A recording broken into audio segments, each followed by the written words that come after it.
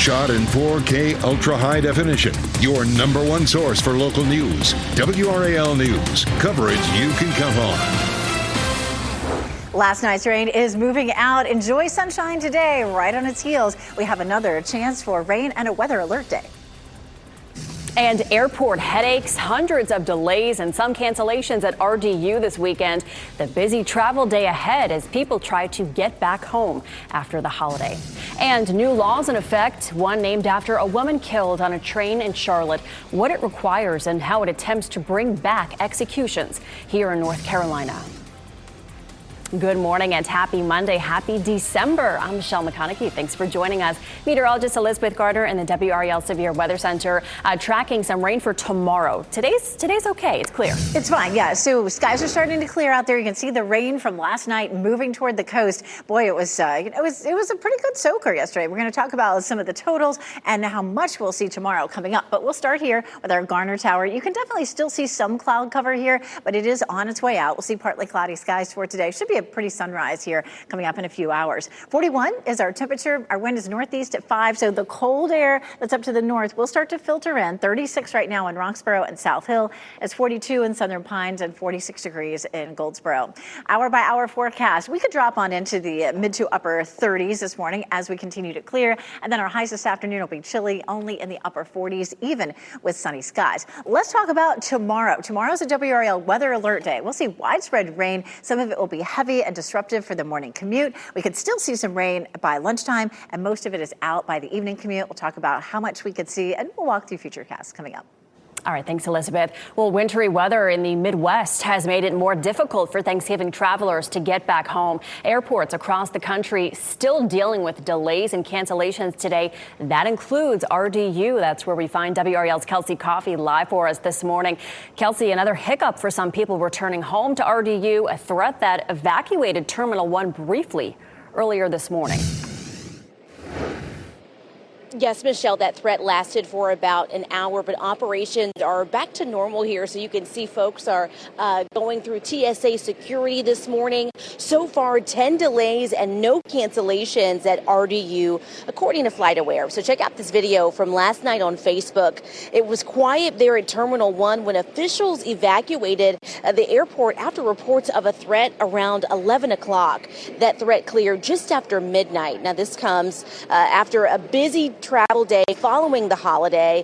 Heavy snowfall in the Midwest and the central part of the country causing flight disruptions nationwide. We spoke with travelers here at RDU whose flights were impacted.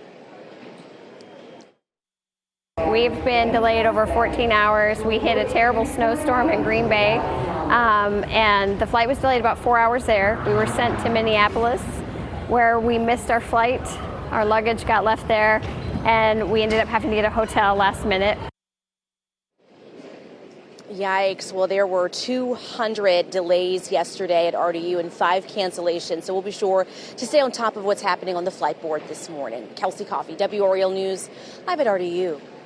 Happening today, a woman charged in connection with a deadly shooting in Wilson is scheduled to appear in court. 55-year-old Daisy Muldrow is charged with murdering a man at a motel. She is in jail with no bond. It happened at the America's Best Value Inn motel that's on US 301 South. Police found 39-year-old Kenneth Finch Jr. dead. Muldrow was found in the woods behind the motel. Also today, a woman accused of hitting and killing a woman and then leaving the scene is expected in court. An arrest warrant says Magna Galicia hit and killed a woman on Sumber Boulevard near the Triangle Town Center on Friday. She is charged with felony hit and run and driving with her license revoked. She's being held in jail on a $100,000 bond. Well, today is the beginning of a brand new month, which means new North Carolina laws take effect. One of them, Irina's Law, named for the woman stabbed to death on a train in Charlotte. WRAL's Laura Levine live at the Wake County Justice Center this morning. And Laura, this law could bring back executions in our state. Michelle, good morning. This is a tough on crime bill that could have major implications from the court system here to law enforcement and even hospital. Arena's Law is named for the woman stabbed to death on a train in Charlotte. As you mentioned, the man charged in the incident had been released earlier this year following a misdemeanor charge in a separate case. Arena's Law requires more strict scrutiny when considering pretrial release. The bill will require judges to order a mental health evaluation if the suspect faces a violent offense and eliminates cashless bail. Now, the law would also attempt to bring back the death penalty in North Carolina, ordering Governor Josh Stein to find a solution. Wake County District Attorney Lauren Freeman says that could be difficult. First and foremost, there is still no approved method of execution in the state of North Carolina, and I anticipate there will be years of litigation before one could be identified. I certainly do not support and would hope that the state of North Carolina avoid putting in place things such as shooting squads. I think we are above that as a state. Now, some counties in regards to this law are also concerned about how this could cause overpopulation in jails. Of course, I reached out to Wake County Sheriff's Office, and he tells me that population counts and capacity limits at our detention facilities are always a priority for our office. Laura Levine, WRAL News, live in Raleigh. Arena's Law is just one of these several laws taking effect tomorrow. There will be harsher penalties for assaulting utility workers, repeat offenders of domestic violence, soliciting children on the internet, exposing children to drugs, crimes involving fentanyl, and even stealing gift cards. Another law bans political discrimination in disaster relief efforts. After Hurricane Milton in Florida, a FEMA employee was fired after telling their team to avoid homes with Trump signs. Another law gives more power to North Carolina's state auditor, Dave Bullock. He will be able to investigate any entity, including private businesses, if they receive state or federal funding. More new state laws take effect on January 1st, so expect another list like this one in the new year. You can read a breakdown of the new laws online at the NC Capitol section of WRAL.com. Luigi Mangione, the man charged in connection to United Healthcare CEO Brian Thompson's death, is expected in court today to stop prosecutors from using evidence they say links him to that crime. Those items include a 9mm handgun found with Mangione during his arrest. Prosecutors say matches the one used in the shooting. Also, a notebook they say he described his intent to whack Thompson. The defense says the officers did not have a warrant to search the backpack in which they were found. They also want to suppress some of Mangione's statements, like giving a false name, because officers started asking questions before reading him his Miranda rights. 4 people, including 3 children, are dead after a shooting at a child's birthday party in California. The suspected shooter still on the run. More than 100 people were inside a banquet hall Saturday when the shooting happened. The ages of those children range from 8 to 21 years old. 11 others were injured. A candlelight vigil was held on Sunday to honor those victims. Detectives believe the attack was targeted, not random. Devastating. Our hearts go out to the families, to the victims, to this community. Preliminary investigation is we do not believe that this was a random incident, that we believe that it was a targeted incident, a targeted shooting. Authorities are urging anyone with information to contact investigators. Law enforcement from across the state honored a fallen Wake Med officer. Officer Roger Smith was shot and killed while on duty inside the Wake Med Garner Healthplex earlier this month. Family, friends, and law enforcement gathered outside the Garner Performing Arts Center yesterday to share support and words of comfort. Operation Fly Our Flag, along with several local motorcycle groups, came together to send Officer Smith off the best way they knew how. Closure. We get to shift gears from the work aspect of it now to be able to touch our emotions, have that closure, having so many people to support. That memorial ride began at exactly 10:42. That's a police code representing an officer's end of tour. Operation Fly Our Flag also sold tickets to raise money for the Smith family. Happening today, a major legal showdown involving Michael Jordan's NASCAR team heads to federal court in Charlotte. Jordan's team, 23XI Racing and Front Row Motorsports, accuse NASCAR of running a monopoly and forcing unfair charter agreements. The case has already exposed tense relationships inside the sport, including harsh private messages between executives and team owners. NASCAR says it's done nothing illegal and tried to settle before today's hearing. The trial could reshape the future of the motorsport. Dave Doran is returning to NC State for a 14th season. Athletics director Boo Corrigan did not waste any time making the decision after a 42-19 win over rival UNC this weekend. Doran and a Wolfpack have now won 5 straight versus the Tar Heels and 8 of the last 10. Doran faced some heat from fans earlier this season, but finished the year strong with wins over Georgia Tech, Florida State, and UNC. And athletic director Boo Corrigan released a statement that reads in part, Dave has built a program that is centered on culture and player development on and off the field. You can see his passion for this program and the student athletes and how hard our team plays and competes. I look forward to continuing to find new ways to support him and the football program. NC State is now bowl eligible. Record-setting shopping. It's Cyber Monday, expected to hit $14 billion in sales. How AI is being used to make it easier for you to shop online.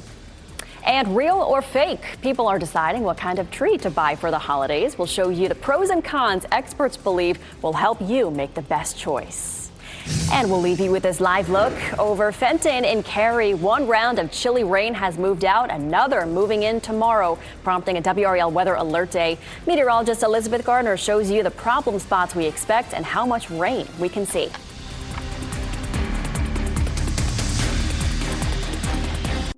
From the WRAL Severe Weather Center, North Carolina's most experienced team of meteorologists.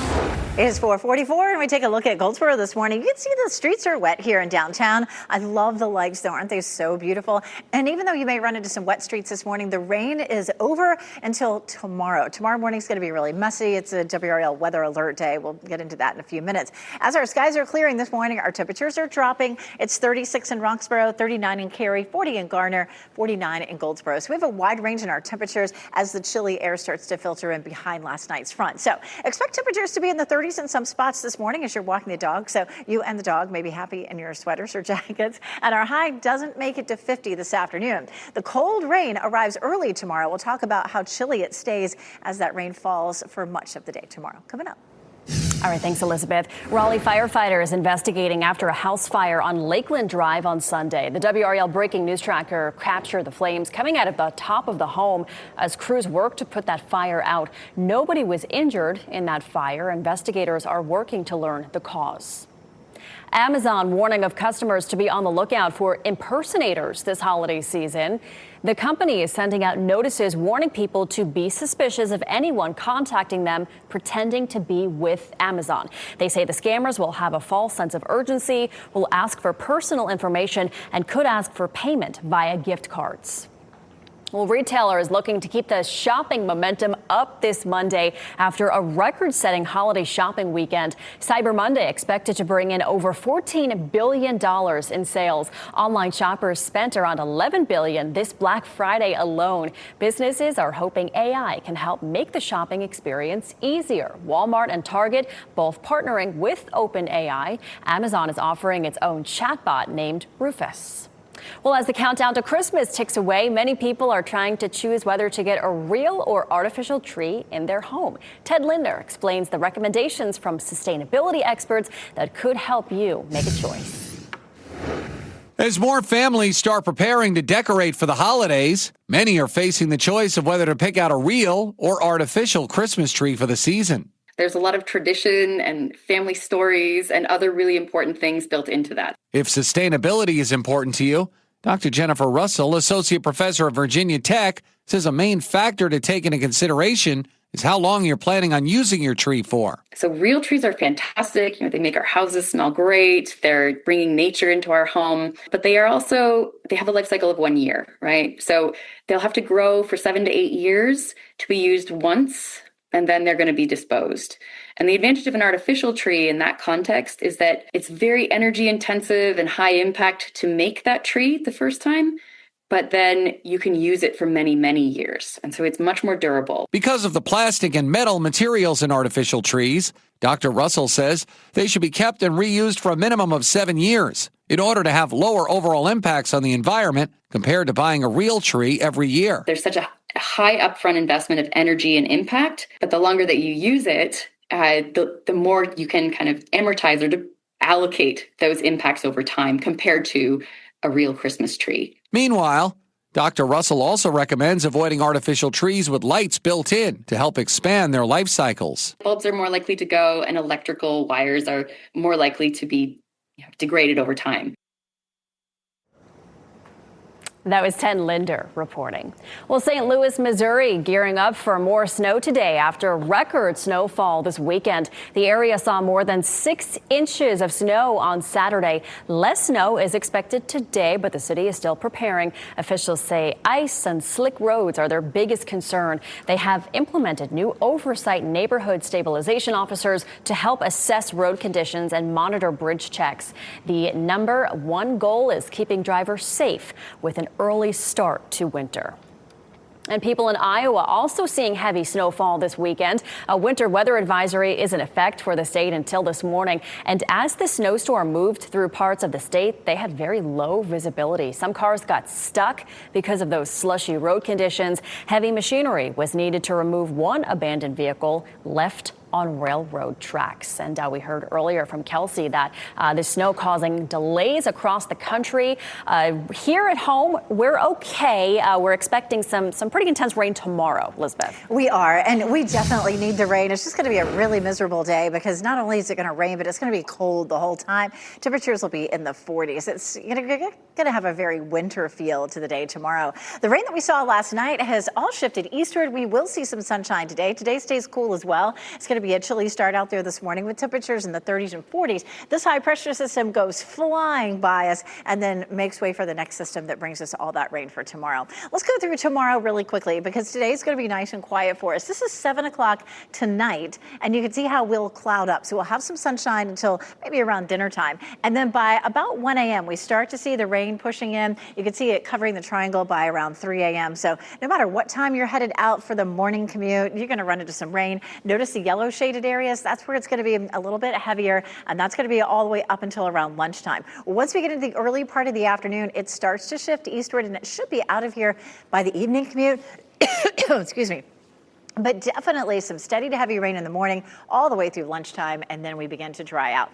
And even though we'll end up with some heavy rain, we're not likely to see a flooding threat with this. It'll be over a long enough period of time, and we're so dry that flooding shouldn't be a big issue. It will be disruptive for the morning commute, and again, it does look like it'll end by the evening commute. And we take a live look outside right now. This is a look at our Garner Tower. You can see some lingering clouds from last night's front. 41 is our temperature, but we could see temperatures falling into the upper 30s here in the next couple of hours. We're mid-30s in Roxborough and South Hill, low to mid-40s in the Triangle, and mid-40s down south around the Sandhills. Our temperatures, especially in the south and east, are a bit warmer than yesterday by about 10 to 15 degrees, but temperatures will be falling today. We're going to keep it in the upper 40s in the Triangle and around 53 in Fayetteville.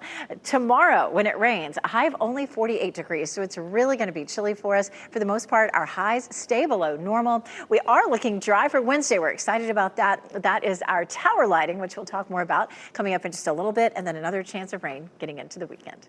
All right, thanks, Elizabeth. Still setting records ahead, how Kelly Clarkson found her way into the record books with a song that debuted more than 20 years ago. I love that song. Plus, 'tis the season for tree lightings from the Triangle to the Big Apple. The holiday festivities sure to get you in the holiday spirit.